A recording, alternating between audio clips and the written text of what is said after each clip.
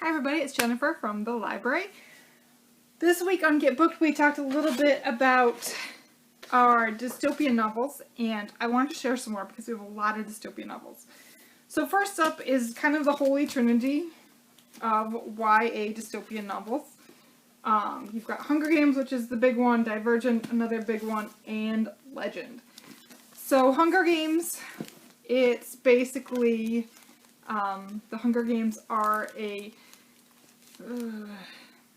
kind of a revenge against a failed revolt, a failed rebellion, and if your name gets drawn into the games, you are forced to participate in the games and trying to survive as everyone else kind of tries to kill you.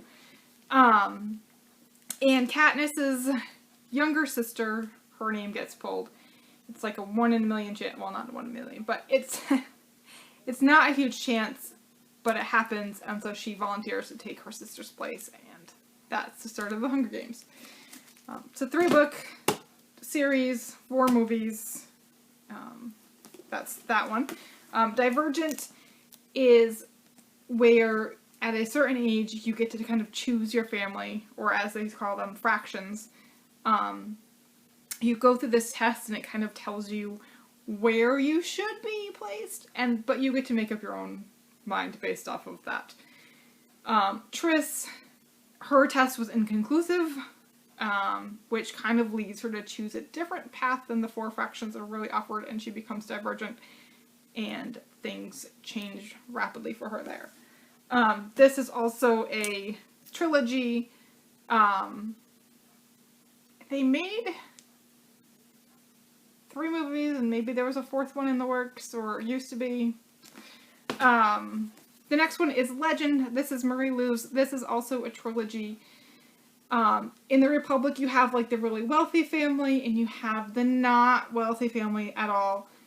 So June is a prodigy in the wealthy family, top of her class. She knows everything. Day is from the slums. It's a completely different world. He is really smart, but he chose a different path, and he's one of the country's biggest criminals.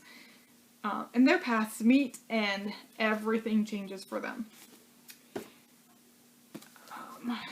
That one is by, this is Marie Lou, this is Veronica Roth, and this is Suzanne Collins. This one is The City of Ember. This is by Jeanne DuPrau. This also was turned into a movie. This is a 4-book series. This is in our tween section, in our middle grade section. And Lena wants to be a messenger who obviously would spend her days going from different parts of the cities in the underground. In her world. Instead, she ends up as a laborer underground, and she's not interested. She doesn't want to be underground. She wants to see the light of day. But her friend draws a messenger, and maybe they'll trade, but maybe not. The lights start to go out in the cities, and things are starting to happen, and they are trying to put together some pieces and trying to figure out what it all means. The next one is Among the Hidden. This one is Among the Brave, because our Among the Hidden was checked out. This is Margaret, Peterson, Haddix. So, Among the Hidden, you can only have 2 children, but the family has 3 children, and one of the children always has to obviously stay hidden because they're not supposed to be there.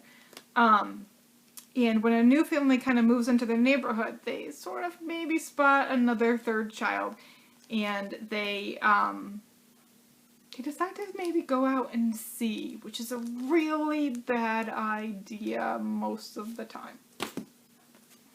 Is it bad this time? You have to find out.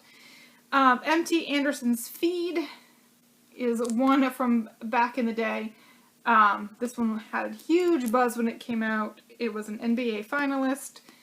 And there is a, it's a transmitter that is put into your brain, and so everybody can see what's going on. And Titus wants to go to the moon. He's interested in this party, but it doesn't turn out the way he thinks it's going to be. He meets a girl. She does not like the whole feed idea, and she is going to rebel against that, and he's got to choose sides. Next, we have The Knife of Never Letting Go. This is by Patrick Ness. This just turned into a movie. It's called, the trilogy is called The Chaos Walking, and that was the name of the movie. It has Tom Holland in it.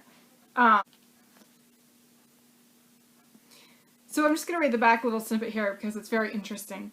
Prentice Town isn't like other towns. Everyone can hear everyone's thoughts in an overwhelming, never-ending stream of noise. But in a town where privacy is impossible, there is a secret so awful that Todd must run for his life. But how do you escape when your pursuers can hear every thought? The next one I have is Enclave by Ann Aguirre. This is about a girl who, they're in a society, they live kind of in the inside parts, but the hunters, which this girl is one of, goes out into the world. And when she's paired with an outsider, and she starts going out into the world, she kind of starts to question what the elders are thinking and what the elders are doing, and she's not quite sure they're leading them down the right path.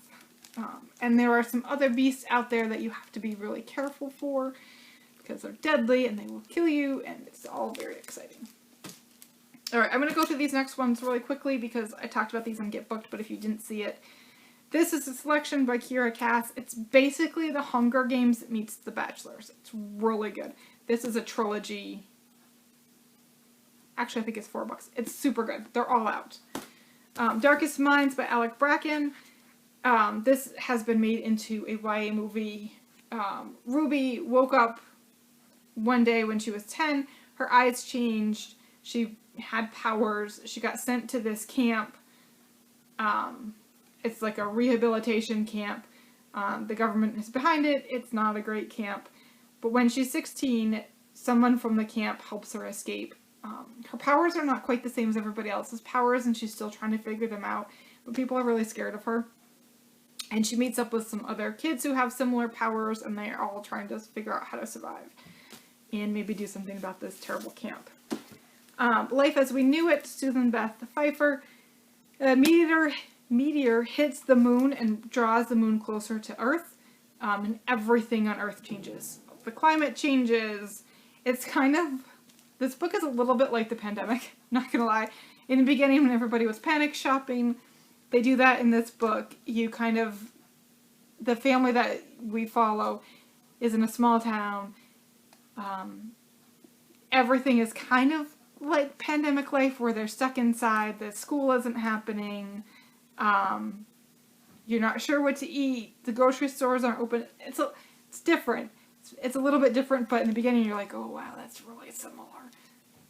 So those are just some fun YA dystopian books or some middle grade dystopian books that we have here at the library.